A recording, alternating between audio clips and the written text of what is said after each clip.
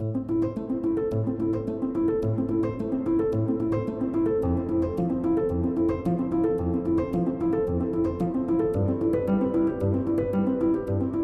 that's it, I'm hands-free. All I need now is a supraglottic airway in, and I can be actually delivering breaths as we're being winched up into the aircraft. You've got your LifePack 15 defibrillator here.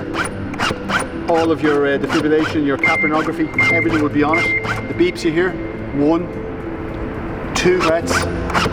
So it's time to go 30 compressions to 2 breaths. That's the CPR ratio at the moment because I'm a single rescuer. If I have a supraglottic airway in, I just go continuous, and it just continues. So that period of time between lifting the person from the vessel or from the mountain to the time into the aircraft, no compressions are being done. Or if they are being done, you might get to do it one-handed. They're not effective. Your blood pressure is dropping the whole time. In reality, you're probably looking at a window of anywhere between 1.5 minutes to 3 minutes, depending on the height you have to winch up into the aircraft. And remember then, this has to be turned into the back of the aircraft where it lives, and then you're back on CPR again. Throughout this entire winch, that's actually working away. I'm delivering 2 breaths, and then you're away again.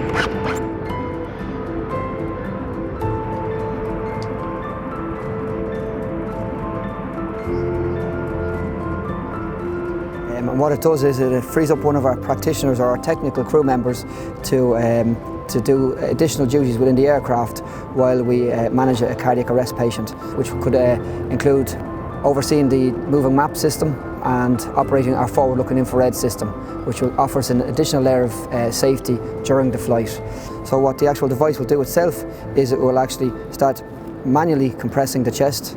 It will automatically determine the size of the torso and then adjust accordingly and start compressing the chest. When you're offshore, obviously you're wearing your proper equipment, so we're in a dry suit, so straight away, you know, it doesn't take long to get very, very warm and overheat.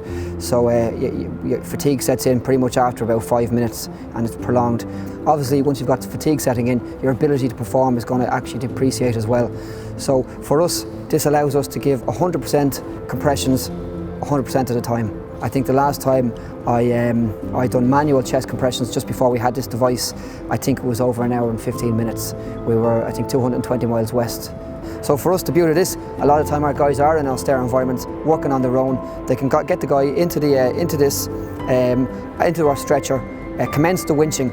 Whilst winching up to the aircraft, we can still continue to compress on the chest. You're offering the maximum benefit to the casualty at all stages during rescuing and during the winching phase of the flight. And also once you get to the door, then you got to get the stretcher on into the back of the aircraft, and all the time this is still compressing the chest, where traditionally you'd have hands off and you wouldn't actually be compressing the chest at all.